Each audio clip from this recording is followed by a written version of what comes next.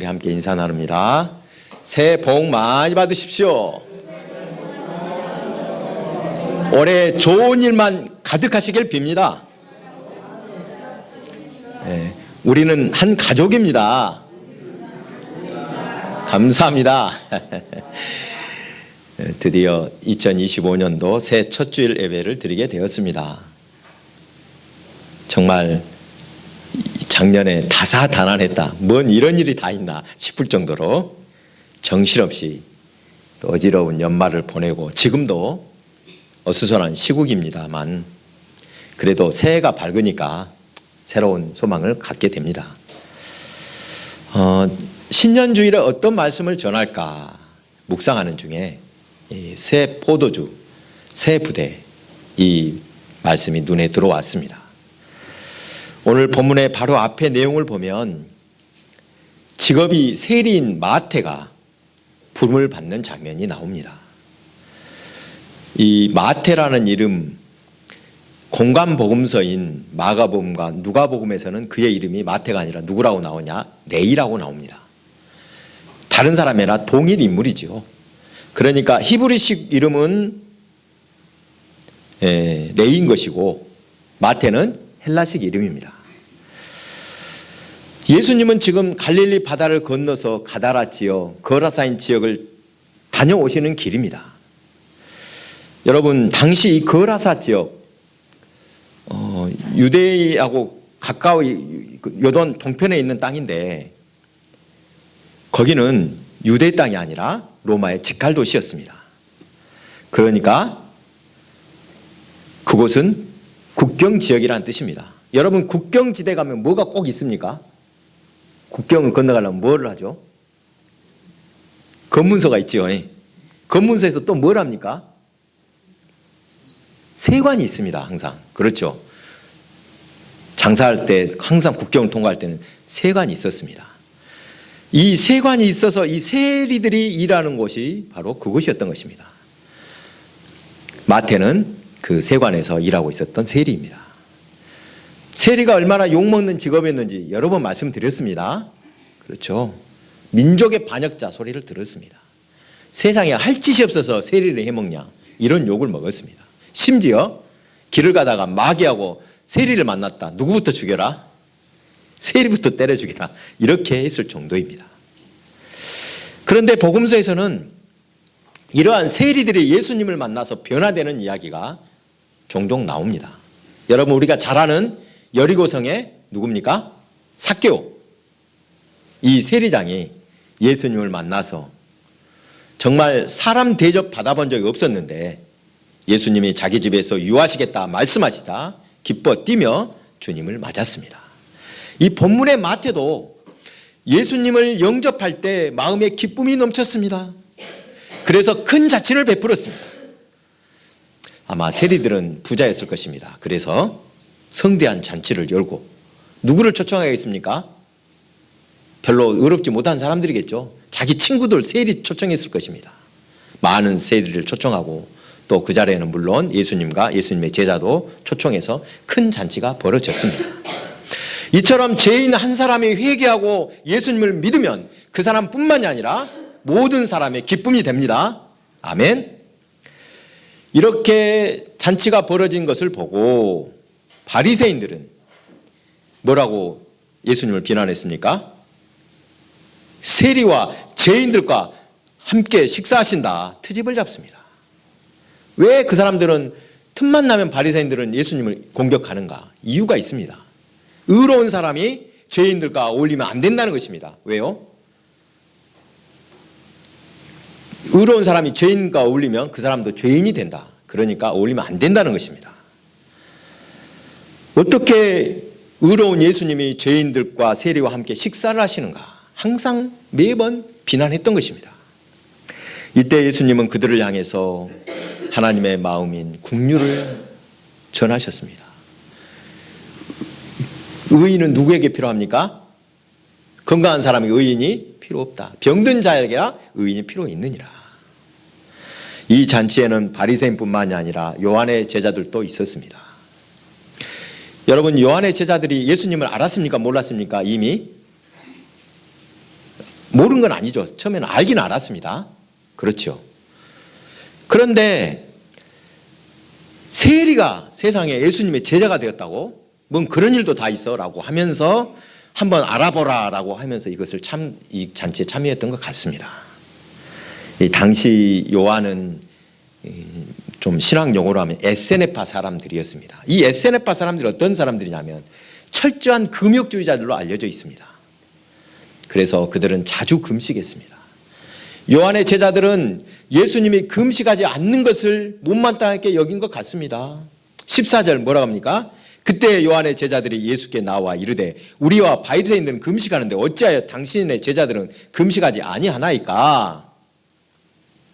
이렇게 말하는 것을 보니 지금 마태 집에서 잔치를 벌이는 날이 무슨 날이었을 것이다? 금식일이었던 것 같습니다. 이 바리새인들을 비롯한 경건한 사람들은 당시에 일주일에 2번씩이나 금식했다고 합니다. 금식 2번 하기 쉽습니까? 하루 연속 이틀 한 게 아니라 하루씩 해서 2번씩 했습니다. 모세 율법에도 대속죄일 그날은 금식하라는 명령이 있습니다. 그렇죠. 대속죄일이 언제라겠습니까? 유대인의 달력으로 하면 음력 7월 10일입니다. 그날 하루 금식해라. 왜? 이 대속죄일은 온 백성의 죄를 대속하는 날, 속죄하는 날입니다. 그날 딱 하루 대제사장이 지성소에 들어갈 수 있는 날이었습니다. 그러니 최대한 겸손한 모습으로 하나님 앞에 긍휼을 구하는 자세로 금식하라는 것이었습니다. 그러다가 원래 1년에 딱 한 번 금식하는 날이 공식적으로 있긴 있었는데 바벨론의 포로로 잡혀간 후에 사람들은 경건하게 더 살아야 되겠다 하면서 일주일에 2번 금식하자 했던 것입니다. 그러면 어느 요일에 금식했겠습니까? 어느 날? 이건 모세 율법과 관계가 있습니다.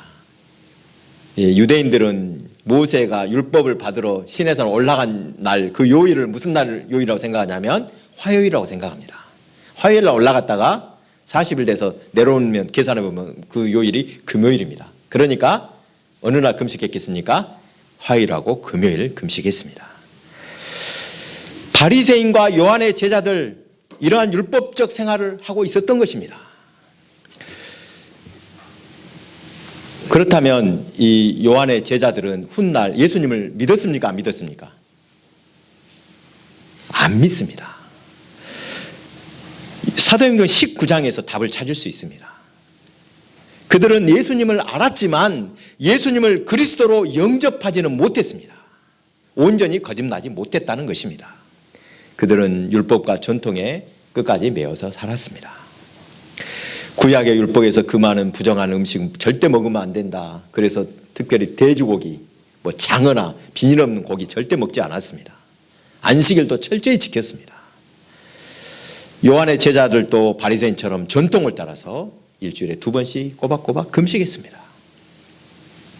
요한의 제자들이 묻습니다. 왜 당신들은 금식하지 않습니까? 이때 예수님은 금식하지 않는 이유를 말씀하십니다. 15절 예수께서 그들에게 이르시되 혼인집 손님들이 신랑과 있을 동안에 슬퍼할 수 있느냐? 그러나 신랑을 빼앗길 날이 이르리니 그때에는 금식할 것이니라. 이 혼인집 손님들은 신랑과 함께 있으므로 금식할 수 없다라고 말씀하십니다. 여러분 한번 상상해 보십시오. 잔치가 벌어졌습니다. 즐거운 잔치자리에서 사람들이 다 이렇게 흥겹게 하고 있는데 어떤 사람이 딱 가서는 웅크리고 앉아서 절대 안 먹는다고 딱 인상 쓰고 슬픈 얼굴로 있다면 어떨 것 같습니까? 거기까지 막 질질 짜기까지 합니다. 그러면 잔치집을 초상집으로 만들고 말 것입니다. 이런 사람 분위기 파악 못하는 사람 아니겠습니까? 분위기 깨고 있습니다. 잔치를 베푼 주인에게만이 아니라 거기에 참석한 하객들에게도 신뢰가 되는 것입니다. 혼인집에 가면 어떻게 해야 되는가? 어떻게 해야 되겠습니까? 마음껏 먹고 마시고 즐기고 신랑 신부를 축복해야 줍니다. 그러죠. 예수님은 요한의 제자들이 이렇게 분위기 파악 못하는 사람들이라고 말씀하십니다.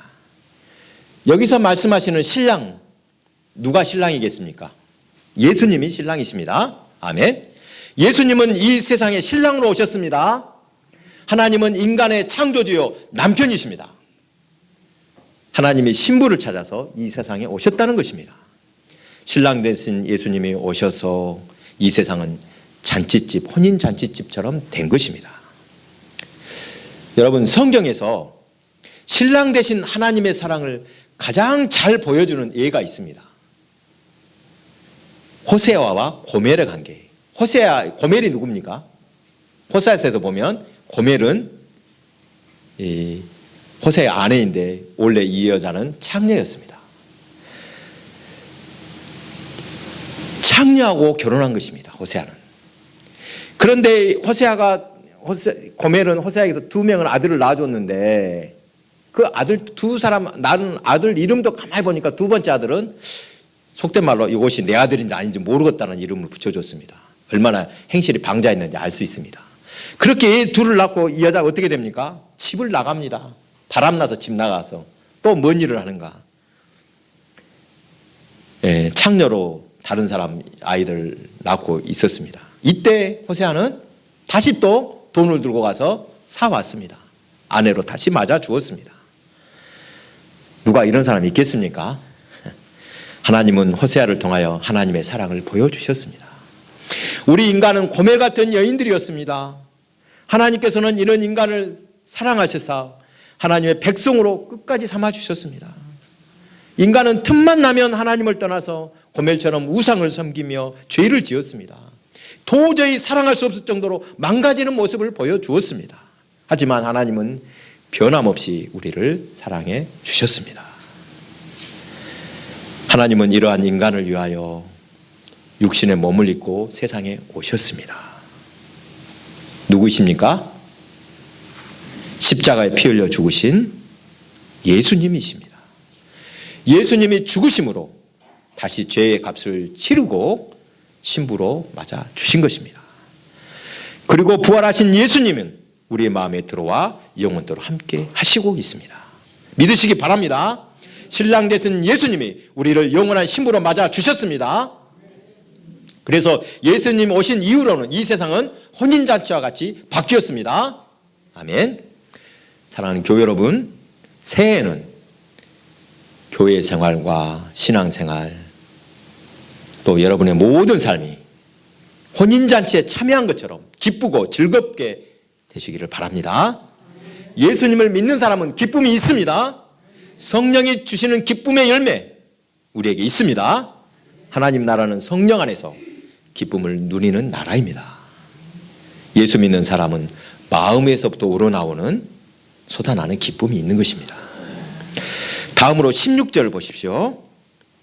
생배 조각을 낡은 옷에 붙이는 자가 없나니 이는 기운 것이 그 옷을 담기어 헤어짐이 더하게 되며. 여러분, 헌 옷이 찢어졌습니다. 구멍이 났다고 하십시다. 그런데 옆에 새 옷이 있습니다. 그래서 새 옷에서 오려내가서 헝겊을 만들어서 이거를 갖다가 헌 옷에 딱 붙였습니다.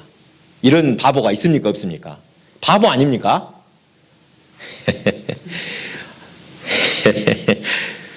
여러분, 옛날 배옷 한번 생각해 보십시오. 이 새 옷을 빨면 어떻게 됩니까? 생배는 잿물을 처리하지 않았기 때문에 빨면 어떻게 돼요? 뻣뻣해져서 만약에 생배 조각으로 헌옷에다 붙였다면, 빨래를 했다 그러면 생배가 줄어들면서 꼬맸던 그 자리도 헌옷을 당겨서 그 옷도 더 구멍이 커지고 다 쓸모없게 된다는 것입니다. 새 옷도 빵꾸 나서 버렸습니다. 헌옷도 떼운 것도 또 찢어졌습니다. 둘 다 버리게 된 것입니다. 예수님께서는 유대계 전통을 지키느라 또 예수님을 믿기도 해야 되겠다 이렇게 하는 세례 요한의 제자들이 꼭 이런 모습이라는 것입니다. 이것도 아니고 저것도 아니다. 그렇다면 지혜로운 사람은 어떻게 하면 되겠습니까? 헌옷이 빵꾸 났는데 새 옷이 있습니다. 어떻게 하면 되겠습니까? 어렵습니까? 아주 쉽습니다. 헌옷을 버리고 새 옷을 입으면 되는 것입니다. 유대계 전통이 무슨 옷이다? 헌옷입니다. 금식하고 안식일에 아무 일을 하지 않는 것, 이런 것들이 다 형식적인 혼옷입니다.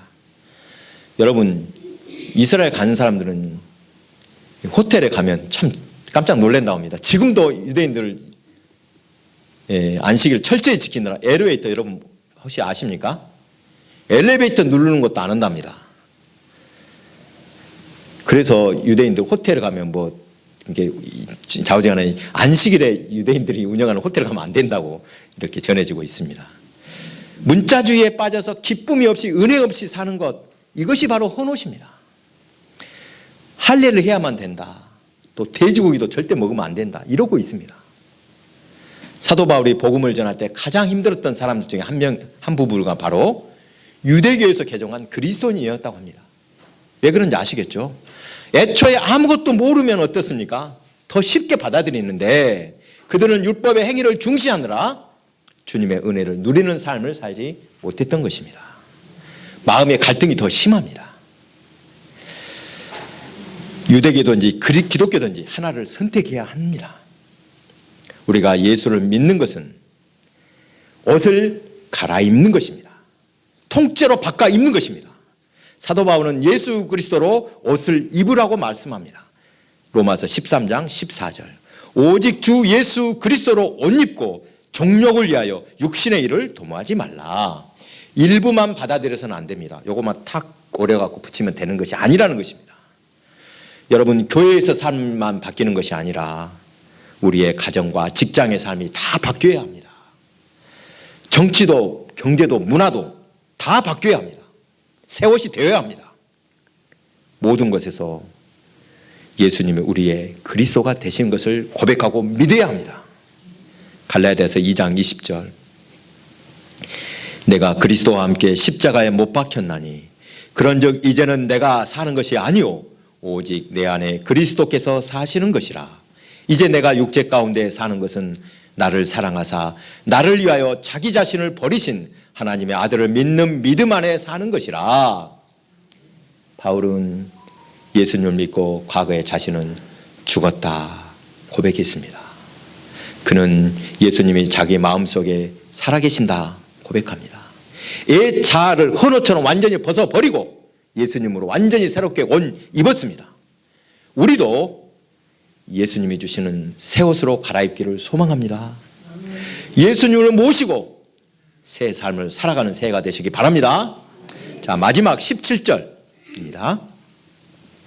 새 포도주를 낡은 가죽 부대에 넣지 아니하나니 그렇게 하면 부대가 터져 포도주도 쏟아지고 부대도 버리게 됨이라. 새 포도주는 새 부대에 넣어야 둘이 다 보존되느니라. 왜 이렇게 해야 하는지 여러분 잘 아시죠? 옛날에는 그때는 부대를 어떤 부대를 사용했습니까? 양을 통째로 가죽으로 싹 벗겨서 머리하고 다리를 네 다리를 딱 묶어 놓으면 네 다리를 묶으면 자루가 되지요. 그래서 거기다 포도주를 담아서 발효를 시켰습니다. 여러분, 우리는 포도주는 안 담았지만 비슷한 누룩을 비해서 술을 담가 보셨지 않습니까? 그러면 어떻게 됩니까? 술 담그면 발효가 일어나죠. 발효가 심하게 일어납니다. 새 것은. 그래서 새 가죽 부대는 어떻습니까? 탄력성이 있지요. 예를 들어서 발효가 일어나면 부풀어서 더 축소하고 팽창과 축소가 가능한데 낡은 가죽 부대는 어떻습니까? 이게 굳어 있어서 진이 다 빠져서 발효가 일어나면 터지고 마는 것입니다. 새 포도주가 다 쏟아지고 그 가죽 부대도 버리게 되는 것입니다. 지혜로운 사람은 어떻게 하겠나? 새 포도주를 담을 때는 반드시 새 부대에 넣는 사람이 지혜로운 사람이라는 것입니다. 그렇게 해야지만 포도주도 또 부대도 보존되는 것입니다. 여러분, 성경에서는 새 포도주, 이 새 포도주를 무엇을 의미한다고 했습니까? 성령님을 의미합니다. 사도행전을 보면 성령 충만한 것을 새 술에 취했다라고 표현했습니다. 여러분, 술 잡숴보신 분들은 아시죠? 한 번쯤 다 드셔보셨죠? 술 먹고 나면 어떻습니까? 기분이 어때요? 몽롱해지죠. 사실 대부분 다 술 먹으면 기분이 좋다고 그냥 술을 먹습니다. 때로는 술 먹고 그냥 속된 말로 개가 되는 사람도 있고 술버릇 나쁜 사람, 욕하는 사람도 있습니다만 술 먹으면 기분이 좋아서 해롱거리고 그래서 술을 먹습니다. 여러분, 성령의 술, 성령에 취하면 어떻게 됩니까? 어떤 모습이 나옵니까? 비틀거려요? 감사와 찬양이 나옵니다. 아멘. 성령의 세술에 취하면 더욱 거룩한 모습으로 바뀝니다. 기쁘게 해주는 것이 세포도주입니다. 슬픈 마음이 사라지고 희망이 생깁니다. 어리석은 사람에게는 지혜가 생깁니다. 또 꿈과 희망을 주는 것이 성령의 세술, 세포도주입니다. 이렇게 성령님은 세포도주임으로 바르고 왕성합니다. 그렇기 때문에 어디다 담아야 됩니까? 새 부대에만 담아야만 된다는 것입니다. 오순절날 성령의 세술이 취한 사람들 기쁨이 가득하였습니다. 그들은 꿈을 꾸고 예언하고 환상을 보았습니다. 이러한 새 성령의 포도주를 담으려면 어떻게 하라고? 우리도 또한 새 부대를 준비해야만 한다는 것입니다. 헌 부대에 담아서는 절대 담을 수가 없습니다. 형식적이고 율법적인 신앙생활로는 안 된다는 것입니다. 여러분, 우리는 흔히 신앙 좋은 모습이 어떤가? 자, 저 사람 금식 자주 하더라. 또 안식일 잘 지킨다. 이런 걸 겉으로 드러나는 것을 신경 쓰며 사는 것이 많이 있습니다만, 물론 형식도 중요합니다. 우리의 겉모습도 당연히 중요합니다만, 진짜 중요한 것은 우리가 마음 중심을 다해서 예수님을 사랑하고 신앙생활을 하는 것입니다. 우리는 살아계신 하나님을 믿습니다. 아멘. 성령님이 우리 속에 계시고 우리와 동행하신 것을 분명히 믿고 있습니다. 그런데 어떻게 껍데기만 하고 마음속은 똑바로 하지 않으면 그것이 온전한 신앙이겠습니까? 이렇게 형식적인 신앙생활을 한다면 성령의 세술이 다 새어나갑니다. 형식적인 신앙은 아무 의미도 없고 또 성령도 사라지게 되는 것입니다. 여러분, 성령 받을 만한 새 부대를 준비하시기 바랍니다. 어떻게 하면 이렇게 준비하는 것이 되겠습니까? 우리가 어떤 마음이 돼야지 성령을 담을 수 있는가? 무엇보다 거룩한 부대가 되어야 합니다. 성령, 이 성령이란 말씀은 글자 그대로, 말씀 그대로 거룩한 영입니다. 성스러운 영. 그러니까 우리가 거룩해야만 성령님께서 우리 안에 거하실 수 있다는 뜻입니다. 예수 그리스도의 피로 더러워진 죄를 씻을 때 우리는 깨끗해져서 성령이 머물 수 있는 것입니다. 자, 그러면 거룩한 생활을 위해서 구체적인 것, 우리가 할 수 있는 것, 가장 중요한 것 무엇일까? 저는 말, 언어라고 생각합니다. 말부터 고쳐야 됩니다. 아멘. 예수님은 누구든지 말로써 인자를 거역하면 용서를 받지만 말로써 성령을 거역하면 이 세상과 오는 세상에서 사함을 받지 못한다 하셨습니다. 여러분, 올해는 꼭 이런 말들을 하시기 바랍니다. 자, 어떤 말? 회개의 말을 하시기 바랍니다. 긍휼의 말을 하시기 바랍니다. 여러분, 웬만하면 내가 어떻게 하라고요? 그냥 회개합니다. 죄송합니다. 이렇게 말하시기 바랍니다. 그리고 믿음의 말을 해야 됩니다. 여러분, 같은 말도 아다르고 어다릅니다. 항상 긍정의 말, 믿음의 말 하시기 바랍니다. 그리고 항상 옆에 사람들은 당신은 믿습니다. 이렇게 말해 보시기 바랍니다. 또 감사의 말 중요하죠. 감사합니다. 고맙습니다. 이렇게 말해서 해로울 거 하나도 없습니다. 또 사랑의 말도 해 주십시오. 그리고 이런 말 하면 안 됩니다. 어떤 말 하면 안 되겠습니까? 말 안 해도 잘 아시겠죠. 남을 판단하는 말 하지 마십시오. 교만한 말 하지 마시기 바랍니다. 그리고 못 믿겠다, 불신의 말, 또 불평하는 말, 미움의 말, 이런 것들은 절대 하지 말아야 됩니다. 여러분, 우리가 입에서부터, 말에서부터 경건의 훈련을 해야 합니다. 여러분, 이것은 돈 드는 일도 아니지 않습니까? 할 수 있는 일이지 않습니까? 올해는 꼭 이것을 기억하시기 바랍니다. 새 부대란 새로워져야 한다는 뜻입니다. 우리의 믿음도 사랑도 소망도 새로워지고 거룩함도 분명히 새로워져야만 합니다. 예수님 안에서 새 믿음, 또 새 사랑, 새 소망이 있어야 할 것입니다. 날마다 우리 말이 새로워져야 합니다.